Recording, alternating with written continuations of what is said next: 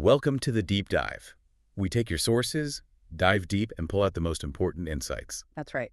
Today, we're tackling a stack of your revision notes, specifically focused on the management of animal and human bites. Our mission is to distill this information into a really clear, high-yield understanding. Exactly. Think of us as your guides through this material. We're here to help you extract those crucial nuggets, connect the dots, and make a potentially complex area manageable and memorable for revision or just getting truly well-informed. Okay, let's unpack this then. We're going to cover the whole picture. What a bite is, how it happens, what risks are involved, how you tell it apart from other injuries, how common it is, what you see, how to investigate, the absolutely critical steps in managing it, what the outcome looks like, and the potential complications. Let's dive in. So first up, what exactly are we talking about when we say animal or human bite? The notes define it pretty simply: an injury caused by teeth breaking the skin. Right. And the immediate key takeaway is that the severity, it varies dramatically. You can have a minor scrape or really serious tissue damage. And critically, they all carry the risk of infection and significant complications. One thing that immediately stands out from the notes is the difference in the bugs involved. Animal bites, often from dogs and cats, frequently involve an organism called Pasteurella multocida. Yeah, that's a big one. But what's really fascinating here is the contrast with human bites. They're typically what the notes call multimicrobial. Multimicrobial. Yeah, instead of one main culprit like Pasteurella, you're dealing with a whole mix of bacteria from the human mouth. Things like Streptococcus, Staphylococcus aureus, Eikenella, Fusobacterium, Pathophysology, you name it. This difference in the sort of microbial soup is why human bites can be much trickier to treat when they get infected. Got it. So same basic mechanism, teeth breaking skin, but already we see a critical difference in the microscopic world that gets introduced into the wound. So how do people, how do they actually end up getting bitten? The notes list the causes, or what's medically known as the etiology. For animal bites, it's often straightforward. Interaction with animals could be your pet at home, working with livestock, or encounters with wildlife, depending on where you are. And human bites, that feels like a very different scenario. It often is, yeah. While they can happen accidentally, say trying to catch a fall or something, the notes point out they often occur during intentional acts like altercations or aggression. Sometimes it's in self-defense too. That makes sense. Yeah. And are certain people more likely to get bitten? What are the risk factors we need to think about? Well, for both animal and human bites, the main risk factor is simply being in situations that involve potential conflict or close interaction with animals or people. Right. Like we just mentioned, that includes things like owning pets, certain jobs, or unfortunately being involved in fights or domestic violence situations. Pretty logical when you think about it. Okay, that clarifies the risks. Now, how does a bite actually do damage to the body? Yeah. The notes cover the pathophysiology, essentially, the mechanics of the injury. Right. It's not just the initial break in the skin. Bites cause direct physical damage. They can be cuts or punctures or even crushing injuries depending on the animal or the force involved. And that physical damage creates an entry point for something else, doesn't it? Exactly. The critical next step is bacterial contamination. The mouth is full of bacteria, right? And the bite pushes these pathogens deep into the tissue. Okay. The severity and potential complications depend heavily on factors like how hard the bite was, where on the body it happened. Like a bite on the hand is usually higher risk than one on the arm, for example. Why is that? Just the complex anatomy, poor blood supply in certain areas, also depends on how deep it went and whether it damaged important underlying structures like nerves, tendons, or even bone. Fascinating. So knowing how the injury happens is one piece. But clinically, when someone presents with a wound, how do you actually tell if it's a bite and not just some other cut or puncture? This is where the differential diagnosis comes in. What else could it be? This raises an important point. You absolutely need to consider other types of skin injuries. First, simple cuts, abrasions, other puncture wounds from things like nails or sharp objects. It's not always obvious. And it's not just about the physical wound itself, is it? Precisely. You also need to be aware that sometimes infections or underlying medical conditions can mimic the look or symptoms of an infected bite, even if no bite occurred. The notes add some really crucial additional considerations here. Like if you see an adult human bite on a child, that should immediately raise concerns about non-accidental injury. Absolutely. A major red flag. Similarly, animal bites on children could point to issues with supervision or parenting. This is where the context is absolutely vital. The notes emphasize that if the story isn't clear, you might need to really think hard about whether it was a human bite, an animal bite, maybe even a large insect bite, or if it's something else entirely, like an infection that just started spontaneously and looks like a bite wound. It's not always clear-cut. Okay, let's think about this for a second. Imagine someone has a red, swollen, painful wound on their forearm, but they're a bit vague about what happened. Based on what you just said, what are a couple of things you definitely need to consider besides a simple cut or abrasion? Well, you'd obviously consider it being some kind of puncture wound, maybe a bite they're reluctant to mention, but you'd also be thinking about those non-traumatic infections that can look similar, like cellulitis starting. Right. And depending on their general health or if the pain seems really out of proportion, you'd be considering if it could be something more serious starting, like a deeper infection. Which brings us back to potential bite complications we'll discuss later. You have to keep an open mind. Let's talk numbers now. How common are these bites, particularly in a place like the UK? This is the epidemiology section. This part has some pretty striking facts, actually. Dog bites are surprisingly common in the UK, leading to around 7,000 hospital admissions every single year. Wow, 7,000 hospitalizations just from dog bites. That's a significant number. It really is. And the notes break down the frequency. Dog bites are the most common, making up 60–90% of reported bites. Cat bites are next at 5–20%, and then human bites are 4–23%. So dogs are definitely the leaders here. And here's where it gets really interesting regarding dog bites. Children are commonly bitten, especially young ones under the age of 5. That's a key demographic. The notes even list specific breeds mentioned as being more likely to bite. German Shepherds, Pit Bull Terriers, Chows, and Rottweilers are listed there. Yeah, although breed is always a complex issue. Looking globally, the estimates vary, partly because, a lot of bites likely go unreported. Makes sense. But figures around 175 to 740 dog bites per 100,000 people annually are cited for Europe and the USA, so it's common worldwide. What about human bites? Where do they typically happen? Most human bites, as we touched on, occur during fights. But they can also happen in sports or during sexual activity. The notes specifically highlight something called clenched fist injuries. Oh, right. You mentioned those. Yeah, they're particularly high risk for infection. That's when someone punches another person in the mouth and their knuckles or hand get cut by teeth. Because of the potential for deep penetration right into the joints or tendons of the hand and the bacterial load of the mouth, those are really prone to nasty complications. A really high yield point to remember. Okay, so if you're trying to remember the relative frequency, maybe think DCH, dog first, then cat, then human. Dogs are top of the list. Good mnemonic, DCH. All right, someone presents with a bite. What does it typically look like, and what absolutely has to be done when you're assessing it? Clinically, well, you'll see the basic signs of injury. Pain, some bleeding maybe, swelling, redness, and the visible break in the skin, the wound itself. And the severity and location will determine if you see more concerning signs, like signs of infection already setting in, maybe difficulty moving the affected part, loss of function, or even clues that nerves, tendons, or bones might be damaged underneath. The assessment section is incredibly practical. The notes say, for all bites, you must thoroughly document the details, figure out exactly how, when, and where it happened, and describe what the injury looks like. Get the story. And this is key. You have to actively assess for damage to those underlying structures we just mentioned: tendons, arteries, nerves, joints, and bones. Yeah. You need to specifically check. Definitely.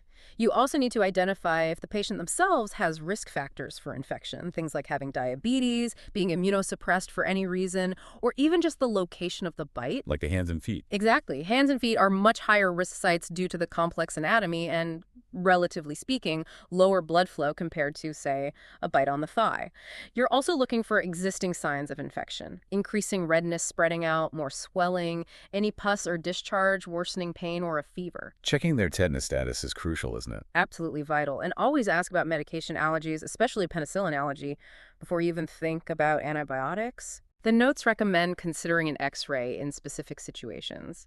Definitely for those clenched fist injuries we talked about, any crush injuries if you clinically suspect a fracture, or if you think there might be a foreign body stuck in the wound, like a tooth fragment. Okay. For penetrating bites to the scalp, an X-ray should also be considered to check the skull underneath.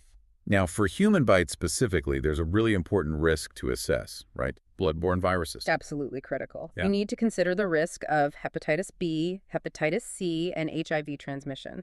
This involves trying to gather information about the person who did the biting. If possible, are they known to have any of these infections? Do they have risk factors like IV drug use? And the bitten person's status. Yes, and you need to know the bitten person's own status. Are they already infected? Are they vaccinated against Hep B? The circumstances of the bite are also key clues. Was alcohol involved? Was it related to domestic violence? Is there suspicion of non-accidental injury? All of that factors into the risk assessment and potential follow-up. And for dog and cat bites, the specific risk you always think about is rabies. Yes, but importantly, the notes clarify there is essentially no risk of rabies from dog or cat bites acquired in the UK. This assessment is specifically for bites sustained while traveling outside the UK, especially in areas where rabies is common. So you need to ask where it happened. Exactly. Where did the bite happen? Was it a domestic or wild animal abroad? Does anyone know the animal's vaccination status? Crucial questions for travel-related bites. So what tests or investigations might be needed then? Well, the investigations are directly linked back to your assessment findings. First, you'll do that thorough wound assessment we just talked about. Visual inspection, palpation. Then comes imaging x-rays or potentially ultrasound. As we covered, this is primarily to look for those specific issues. Fractures or foreign bodies like a broken tooth piece. Right. Laboratory tests might be necessary if you suspect systemic involvement or a widespread infection, things like blood counts or inflammatory markers. Though the notes don't list specific mandatory labs here, it depends on the clinical picture. And a critical investigation if infection is suspected or already present. Culture samples. Definitely. Taking a sample from the wound, ideally before antibiotics if possible, allows the lab to identify exactly which bacteria are causing the infection. This is essential information because it guides which antibiotic will work best if treatment is needed, tailors the therapy. So, a simple way to remember the key investigations. Maybe think WILC wound assessment, imaging, X-ray ultrasound, labs if needed, and culture if infection is suspected. WILC. WILC. I like it. Covers the bases. All right, let's get to the core practical section, management. How do we actually treat these bites? This is what everyone needs to know. The management principles are outlined very clearly in the notes. First and foremost, clean, irrigate, and debride the wound. Cleaning is king. Okay, clean, irrigate, debride. Then decide if antibiotics are needed and prescribe the right ones, tailored to the risk or established infection. Administer tetanus prophylaxis if required. And for more complex or severe injuries, surgical intervention might be necessary, maybe exploration or washout in theater. Diving into those principles, irrigation. How important is that? Thoroughly irrigating the wound is paramount. That means flushing it out generously with warm water or sterile saline. This is a simple but incredibly effective step because it mechanically washes away bacteria and contaminants. Don't underestimate simple washing. And never forget, tetanus immunization. Always check if it's up to date and give a booster or immunoglobulin if needed based on the wound type and history. Absolutely. And here's a really practical high-yield point from the notes. Avoid primary closure. That means stitching the wound closed immediately for deep puncture wounds, especially if they're not on the face. Why is that so important again? Because these deep bites can push bacteria deep into the tissue. If you stitch it closed, you're essentially sealing those bacteria inside a perfect warm anaerobic environment for them to multiply, significantly increasing the risk of a severe infection or abscess. Oh, okay. Trapping the bugs. Exactly. Letting the wound heal open from the bottom up, perhaps with delayed closure later, is often safer for those types of bite wounds. Okay, so not all bites get antibiotics up front, right? The notes say only certain ones get prophylaxis. Precisely.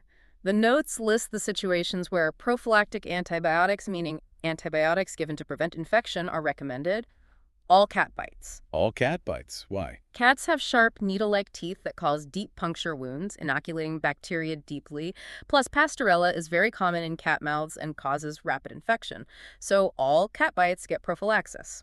Also, recent human bites, typically those seen within 72 hours, and any high-risk wounds or high-risk patients. What constitutes a high-risk wound or patient again? High-risk wounds include things like bites on the hands or feet, bites near joints, or prosthetic implants. High-risk patients are those with underlying conditions that compromise their immune system or healing, like diabetes, liver cirrhosis, or being immunosuppressed for other reasons like chemotherapy or long-term steroids. Got it. And which antibiotic is the first choice for prophylaxis? The go-to first-line antibiotic listed for domestic animal bites, dog or cat, and human bites needing prophylaxis is coamoxiclav. Covers the likely pathogens well. What if someone is allergic to penicillin, like coamoxiclav? Good question. The notes list alternatives for penicillin allergy. Doxycycline plus metronidazole is a common one. Others mentioned are oxytetracycline plus metronidazole, or sometimes clindamycin plus ciprofloxacin. You need that anaerobic cover, off from the metronidazole. And how long is the course? The standard course for prophylaxis is typically 5 days, according to these notes. Okay. What if the infection is already established when you see the patient? They come in late, it's red, hot, maybe draining pus. Right. Treatment for established infection builds on the prophylaxis principles, but it's treatment, not prevention. Remember, human bites are polymicrobial. Most bite infections are too, although Pasteurella, multocida, Staphylococcus, and Streptococcus species are the most common players. So same antibiotic. Coamoxiclav is still usually first line for mild to moderate established infections. For penicillin allergies, it's back to doxycycline plus metronidazole usually. Oral antibiotics are often sufficient unless the infection is severe or systemic, in which case IV antibiotics and maybe surgical drainage might be needed, and the course would typically be longer than 5 days. And we talked about the blood-borne virus risk with human bites, Hep B, C, HIV. How is that managed practically? The notes state the risk of transmission through bites is generally low, which is reassuring, but it's crucial to follow your local guidelines for post-exposure prophylaxis, PEP. So it depends on local policy. Yes, exactly. But it could involve considering hepatitis B immunoglobulin and vaccine for Hep B exposure if the bitten person isn't immune, and potentially discussing or offering antiretroviral drugs for HIV exposure, guided by a careful risk assessment and local protocols. Specialist advice is often needed here. Okay, so a quick memory tip for the first-line antibiotic and when to give prophylaxis. First line is coamoxiclav, prophylaxis for CHH, cat bites, all of them, recent human bites, and high-risk wounds or patients. CHH, nice and simple. Let's test that. A healthy young person gets bitten on the arm by their own dog. Do they definitely need prophylactic antibiotics based on the notes? Okay. Dog bite, not cat. On the arm, so not typically a high-risk site like hand or foot. And a healthy person, so not a high-risk patient. Based on the CHH criteria from the notes, that scenario wouldn't automatically require prophylaxis, right? Correct. You'd still clean and assess thoroughly, give tetanus advice, and tell them to watch for infection. But you wouldn't routinely prescribe antibiotics just in case, unless something else made it high risk. Exactly right. That combination typically falls outside the prophylaxis criteria outlined here. Good application. What's the likely outcome or prognosis after a bite? What can people expect? Well, the prognosis, the expected outcome, it really depends on several factors. How severe the bite was initially, where it was located, how quickly the person sought medical attention, their underlying health status, and their individual risk of developing an infection. But the good news is that most bites, with appropriate cleaning and management, do heal well, don't they? They do, thankfully. The majority resolve without major issues. However, more severe bites, or those that unfortunately do develop infections, can certainly lead to complications and take significantly longer to heal. Which brings us nicely to those potential complications. What can go wrong? Infection is definitely the most common complication. It's the big one to watch for, particularly in those high-risk bites we keep mentioning, like bites on the hand or human bites. And beyond infection, there's the immediate physical damage itself. Yes, absolutely. Damage to nerves or blood vessels can happen, which might result in long-term issues like scarring, reduced function in a limb, or loss of sensation. And importantly, the notes explicitly mention the psychological trauma associated with these injuries. Being bitten can be terrifying. That's a really important point, the psychological side. Definitely. The risk of zoonotic diseases that can jump from animals to humans is another potential complication with some animal bites. Although, again, specifics like rabies risk depend heavily on the animal, the location, and vaccination status. And the long-term effects can be significant, can't they? They can. The notes highlight psychological impacts like ongoing anxiety, nightmares, or even PTSD, especially after a severe attack. Permanent scarring isn't just cosmetic. It can lead to depression and low self-esteem. These aren't trivial consequences. The notes also list some less common but very serious complications. Tetanus, if not immunized. A killer, but preventable. Rabies, again, if bitten outside the UK by a susceptible animal. Almost always fatal once symptoms start. Septicemia or blood poisoning. Septic arthritis, infections spreading into a joint. osteomyelitis, infection getting into the bone, and even necrotizing fasciitis, that flesh-eating bug thing. Yes, those are rare but devastating complications. It's a reminder that even a seemingly straightforward bite needs careful assessment and management because the potential spectrum of outcomes is really wide, ranging from a simple healed wound to quite severe long-term problems or even life-threatening illness. Finally, the notes briefly touch on prevention, specifically focusing on animal bites. Yes, they mention relevant legislation like the Dangerous Dogs Act 1991 in the UK, which allows for prosecution related to certain breeds and aggressive incidents. An amendment in 1997 is noted for adding some court discretion, apparently. And they also mention that people can make civil claims for damages against owners under the Animal Act 1991 if they're injured by someone else's animal. Yeah, these legal points just underscore that animal bites aren't only a clinical issue for doctors and nurses. They have significant societal and public health dimensions, too, with laws in place trying to improve public safety and accountability. So we've covered a tremendous amount of detail in this deep dive, haven't we? Working through the definition and causes all the way through the practicalities of assessment, investigation, and management, and finally touching on outcomes and complications. We really have. We've pulled out the key differences between animal and human bites, especially those bugs, highlighted those crucial risk factors for infection, the CHH for prophylaxis, and walked through the essential steps in treating these injuries, including when and why antibiotics are needed and which ones are preferred. This deep dive has hopefully given you, the listener, a structured, high-yield way to understand animal and human bites based on these revision notes, focusing on the information that's most critical for both understanding the why and the practical how-to. So what does this all mean? Perhaps the thought to leave you with is how something is seemingly common and maybe straightforward as a bite, whether from an animal or another person, can actually open the door to such a complex array of potential problems.